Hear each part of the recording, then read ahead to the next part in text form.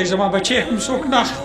ملګری یو مولانا صاحب و په یو مسجد کې امامتي کوله او 10,000 روپۍ تنخواه ورته میلاوې ده. ما ورته وویل چې ګزاره دې څنګه ده؟ راته وویل چې هغه 10,000 روپۍ تنخواه چې واخلمه 8,000 روپۍ په کور کې پلار رانه اخلي او 2,000 روپۍ ما ته پرېږدي. ما ویل ستا پلار په پیسو باندې څه کوي؟ ستا پلار خو لکپتي دی، ستا پلار خو کروڑپتي دی. وای نه، زه چې کور ته راځم او 1 تاریخ برابرېږي په 1 2 3 تاریخ باندې ما نه ټیک ټاک دا پلار مې هغه 8,000 روپۍ اخلي.